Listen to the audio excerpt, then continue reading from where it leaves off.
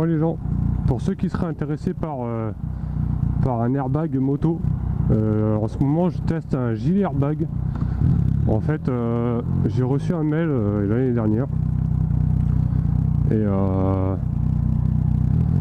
j'y ai répondu. En fait c'était la société InEmotion qui proposait un test de leur gilet, de leur futur gilet.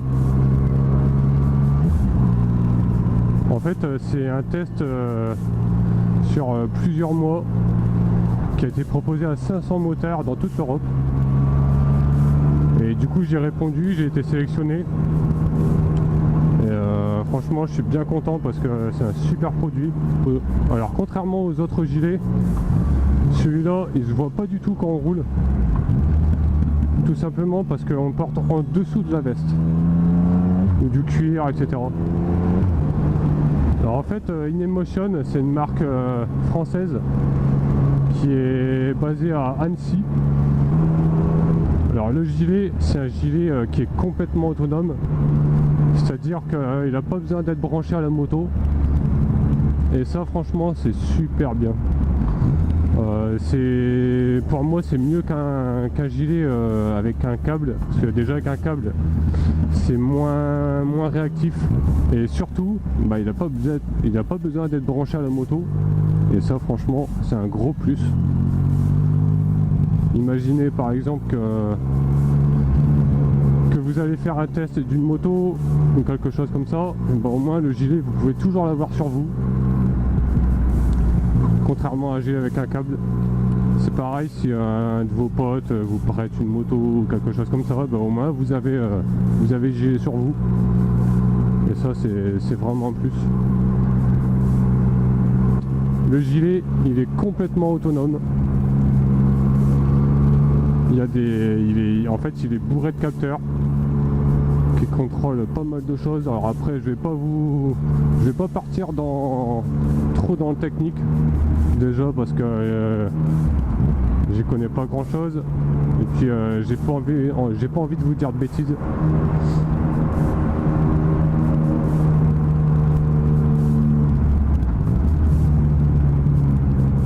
Alors pour l'instant la version que je porte sur moi et que portent les 499 autres insiders comme on les appelle,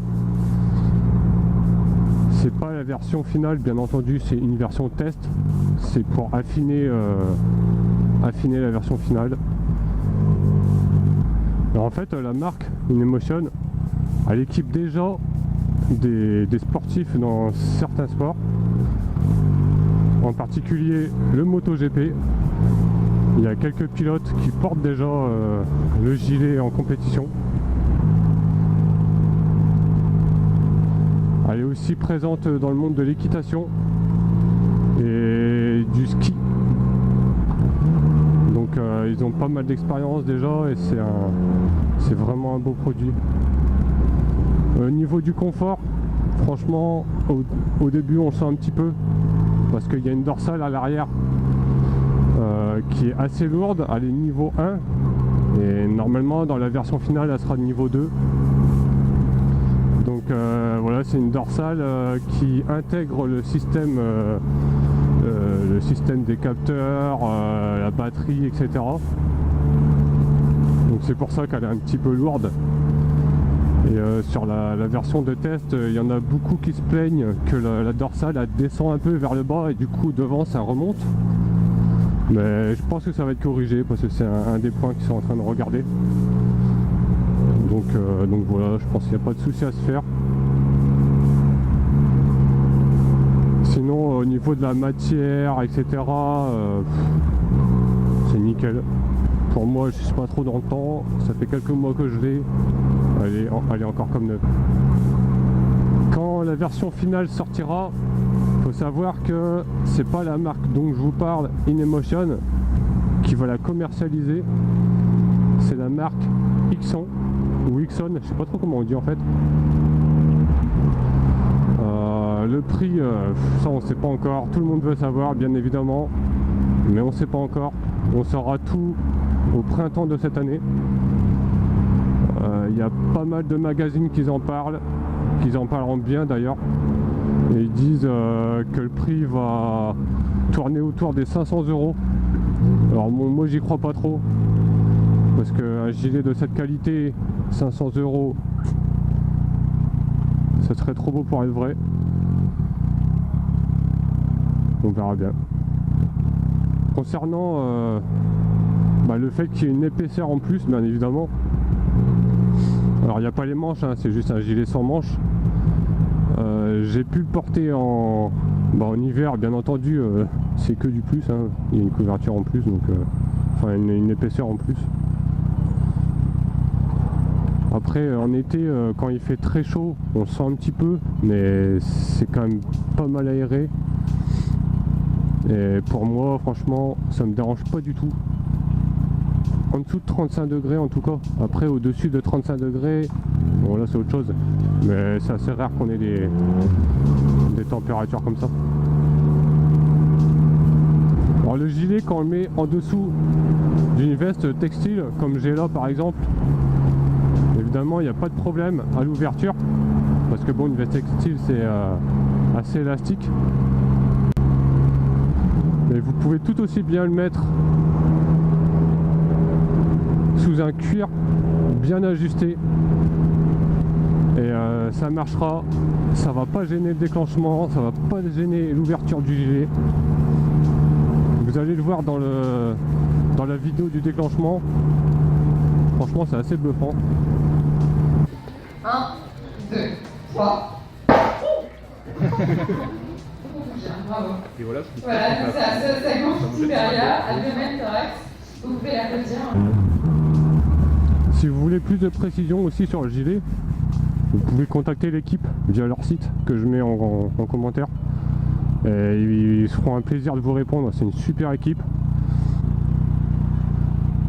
On va savoir que là, comme c'est pas la version finale, ce que vous voyez, ce sera pas du tout ça. Enfin en tout cas pas complètement. Il y a eu des visuels qui ont été sortis par Xon.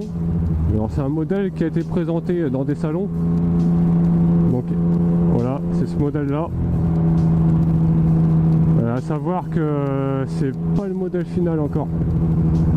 Donc ils ont travaillé un peu dessus, mais voilà, c'est pas le modèle final. Personne ne sait à quoi il va ressembler. En tout cas, ceux qui travaillent dessus le savent, bien entendu.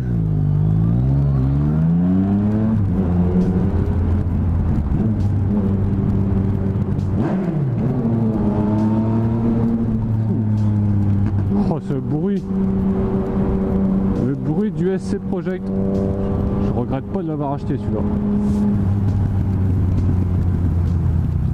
Alors en fait, le gilet, quand il se gonfle, en fait il se gonfle devant, ça passe par-dessus les épaules et tout derrière. En fait, il n'y a rien qui se gonfle dans la nuque, mais c'est tellement gonflé sur les épaules que la tête elle est calée. Et en fait, elle va pas claquer par terre quand vous tombez, si vous tombez en arrière par exemple. Bon, c'est la première vidéo où je parle. J'espère que ça va pas être trop dégueulasse, parce que j'aime pas ma voix. Le montage va être très éprouvant.